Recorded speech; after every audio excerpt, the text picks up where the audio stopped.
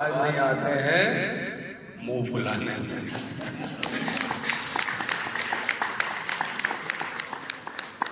एक छोटी सी कहानी आज की जो हमें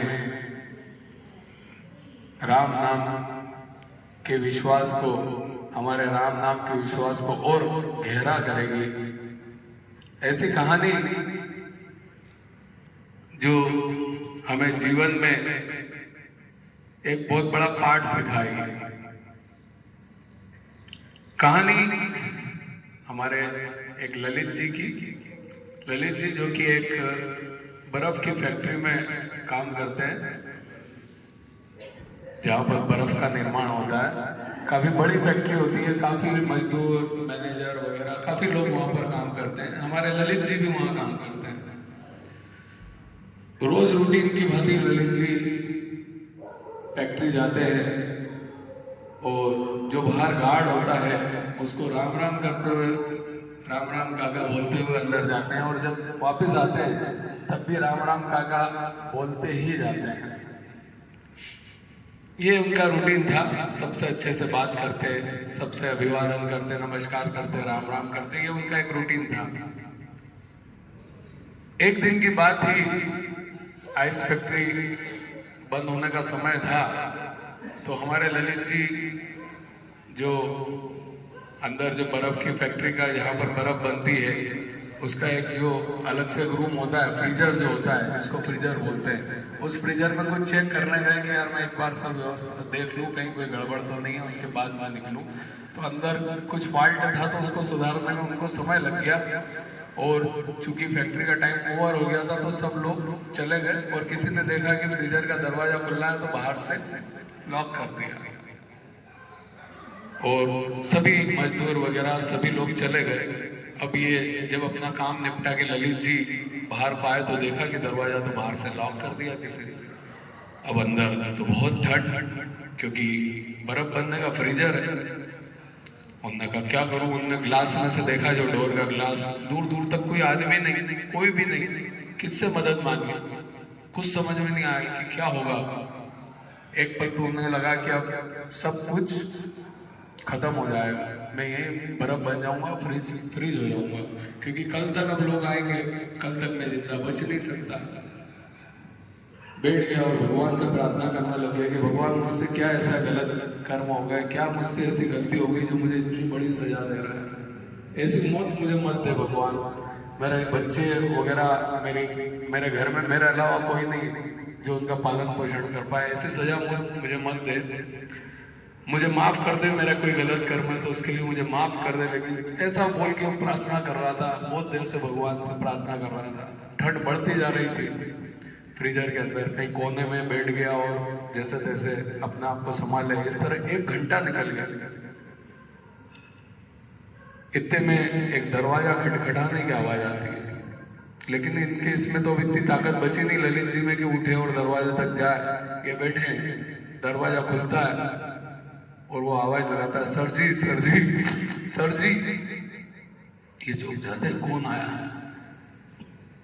गार्ड देखता है कि कोने में सर जी बैठे हुए, ललित जी बैठे हुए, कब कब आ रहे हैं। उनको जैसे तैसे बाहर निकालता है, हीटर वगैरह में बिठाता है, थोड़ा सामान्य होते हैं। फिर पूछता है गार्ड कि ललित जी आप अंदर कैसे रह गए थे। बोले मैं अंदर चेक करने गया, किसी ने बाहर से लॉक कर दिया, और मेरा मोबाइल भी मेरे पास नहीं, मेरा मोबाइल भी मेरी टेबल पे बाहर रह गया था। मैं कैसे किसी को बताता, कैसे किसी को कॉल करता, कैसे किसी को बुलाता। मेरी तो आज जान ही चली जाती, मेरी तो आज मौत ही हो जाती। पर एक बात बताओ, आप कैसे यहाँ तक आए। तो गार्ड बोलता है कि आप जब रोज आते हैं,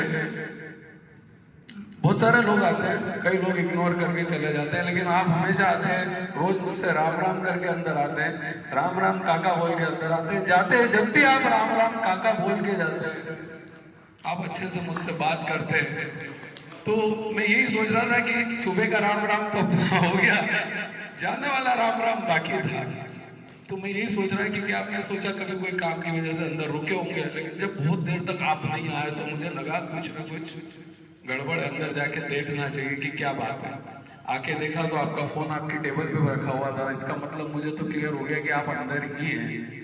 मैंने सब जगह आपको ढूंढा, मैंने कहा फ्रीजर के अंदर भी देख लें।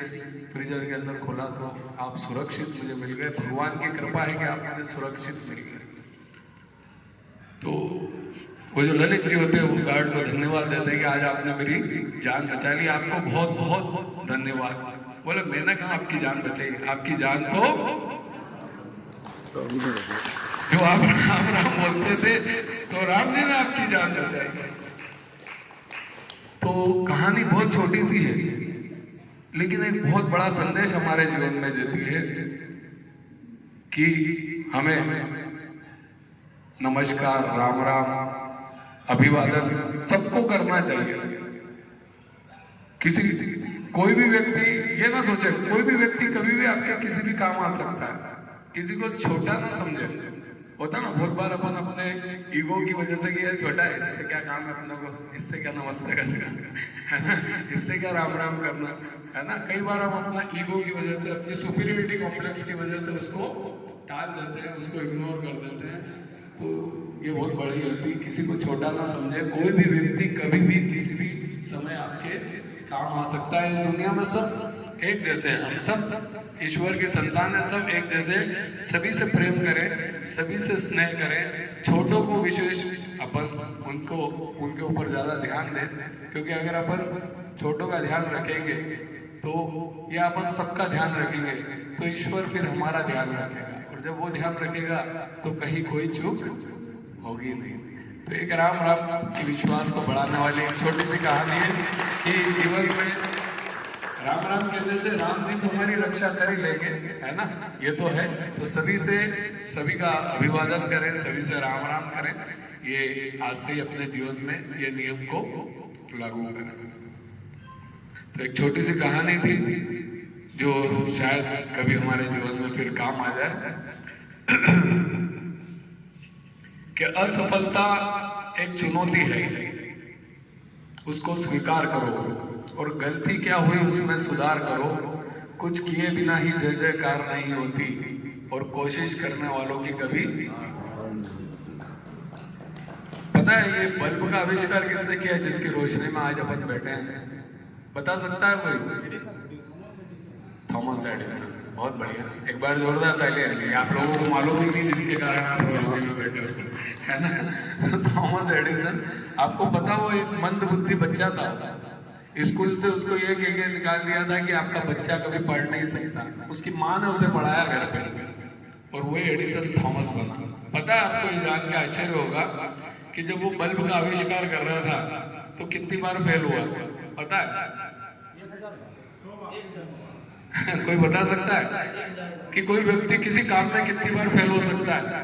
कोई बता सकता है? 9000 बार फेल हुआ बंदा। 9000 बार फेल होने के बाद भी इस दुनिया से बल्ब बना के गया। तो ये होती है जीत। तो कुछ प्रेस वाले उनके पास पहुंचे, वो बोले आपकी हिम्मत की दाद देनी पड़ेगी, 9000 बार फेल हो गए फिर भी इस काम में लगे हो। बोले ये क्या वर्ड यूज किया आपने, क्या मतलब होता है इसका? बोले इतने बड़े वैज्ञानिक और फेल का मतलब मालूम नहीं, असफल, अनसक्सेसफुल। बोले नहीं, ये वर्ड आपकी डिक्शनरी में, जीवन की डिक्शनरी में होगा, मेरे जीवन की डिक्शनरी में ये वर्ड है ही नहीं। मैंने 9000 ऐसे प्रयोग ढूंढे हैं जो बल्ब बनाने की तकनीक में काम नहीं आते। उसकी नजर में वो आविष्कार थे, ताकि कोई अगला व्यक्ति बल्ब बनाने के ऊपर काम करे तो वो ये 9000 प्रयोग नहीं दोहराए जो मैंने किए। तो एक की नजर में वो आविष्कार थे 9000, और एक की नजर में 9000 बार फेल होना था। तो कहने का मतलब यही है कि कभी भी जीवन में हार मत मानो, एक जीत की तरह अड़े रहो। वही एडिसन थॉमस जब 60 साल के थे, उनकी बल्ब की फैक्ट्री पूरी जलकर राख हो गई, स्वाहा हो गई। तब प्रेस वाले उनके पास पहुंचे और बोले कैसा लग रहा, मतलब क्या विचार आपके? तब भी देखिए कितनी पॉजिटिविटी थी एडिसन थॉमस के अंदर। तब उन्होंने क्या कहा कि आज मेरी सारी गलतियां जलकर राख हो गई, और मैं ईश्वर को धन्यवाद देता हूं कि उसने मुझे इस उम्र में नई शुरुआत करने का मौका दिया। ये होती है पॉजिटिविटी। तो जीवन में इतने पॉजिटिव रहो कि आपके साथ जो हो रहा ना भगवान तेरा शुक्र है, जो किया भगवान ने बहुत अच्छा किया। बस ये बोलते रहो। कल एक कहानी सुनाऊंगा मैं आपको इसी के ऊपर। भगवान तेरा शुक्र है, ये बोलने से क्या होता है, किस तरह भगवान हमारे ऊपर कृपा करते हैं इतना बोलने की वजह से। तो ये कल एक कहानी मैं इसके बारे में आपको सुनाऊंगा, बहुत अच्छी कहानी गरुड़ जी की और एक पक्षी की। तो कल इस पर हम बात करेंगे। आज ताली तो बजा रहे हैं आप, बहुत अच्छी बात है। एक और लायंस क्लब के द्वारा जो एक बहुत सुंदर आयोजन यहाँ पर चल रहा है, जिस